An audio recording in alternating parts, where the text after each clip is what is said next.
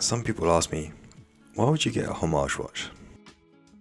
And for me, there's a few different reasons. Firstly, I think if you're on the market for a watch, you can get a Homage watch just to see how it looks and feels on your wrist, and to see if you actually really like the design. For me, this is the case with the Tudor BB Chronograph. I've never been able to try one, and I'm not sure if I'll even own one. But with this Homage, I can get an idea of how the watch would look on my wrist if I was ever lucky enough to get one. So today I'm looking at the Pagani BB Chronograph Homage. Officially it's called the Pagani PD-1718. Let's take a closer look at this Pagani watch, just to see if it's worth the money. So it has a fully stainless steel case. The advertised measurements are 40mm diameter, thickness of 14mm, lug width is 20mm, and total weight is 138 grams. Now it does feature a ceramic bezel with a tachymeter. You have brush finishing on the top of the lugs. You have horizontal finishing on the side of the case, and then you have this chamfered edge running along the sides here. The bezel has a brushed finish and it's highly polished on the top edge. You have a sapphire crystal. It's a flat crystal. You get some distortion at the sides there. It does protrude slightly above the bezel. You have applied hour markers filled with C3 lume. And obviously you have the very famous snowflake style hands. Because it's a mecha quartz movement, the chronograph hand sweeps rather than ticks, which is a nice feature. Now, I did set the chronograph hand to run the other day, and it does stop once the left subdial does a full lap, so to speak. So it won't run for the whole duration of whenever you're wearing the watch. At 12 o'clock you have the Pagani Design logo and Pagani Design, and then towards the bottom of the dial you have UGS water resistant 100 meters and Japan movement. So I should mention that these chronograph pushers are screw down to get to that advertised 100 meter water resistance, which is a nice touch. The crown is also screw down and signed with the Pagani logo.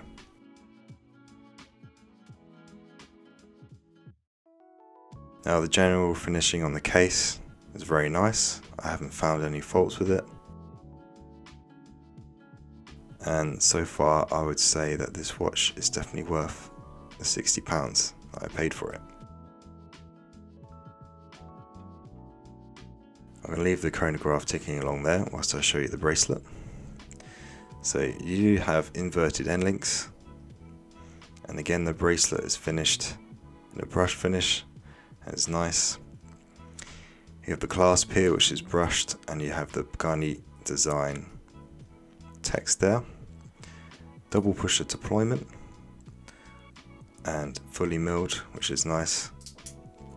And the clasp is nice. It's much nicer than the clasp on the Long Jeans Homage Pagani Design watch that I did the other day.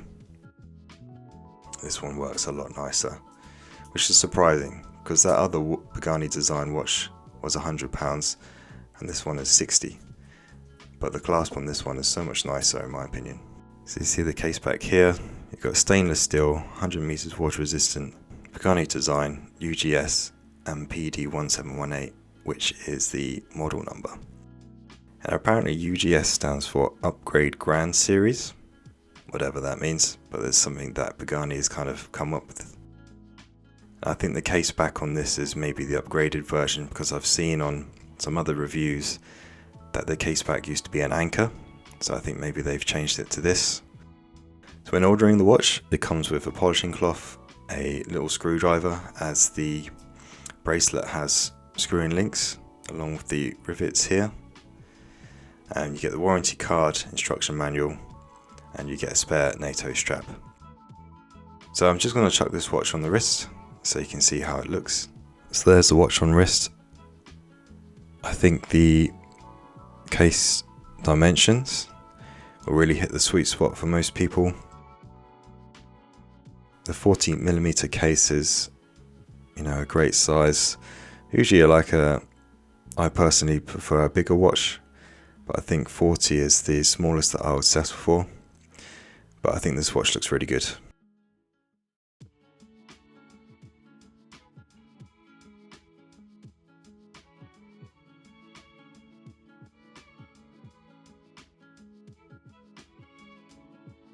And the panda dial looks great, so you obviously have the white face with the black subdials, so you get great contrast.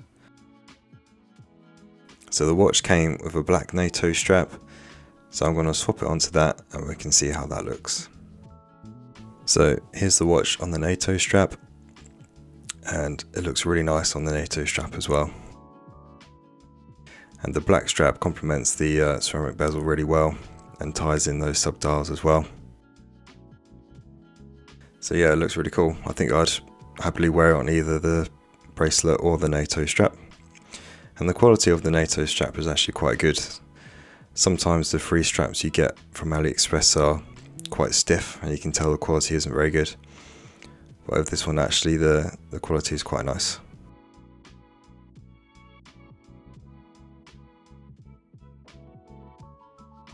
So a final look at the Pagani Design PD-1718.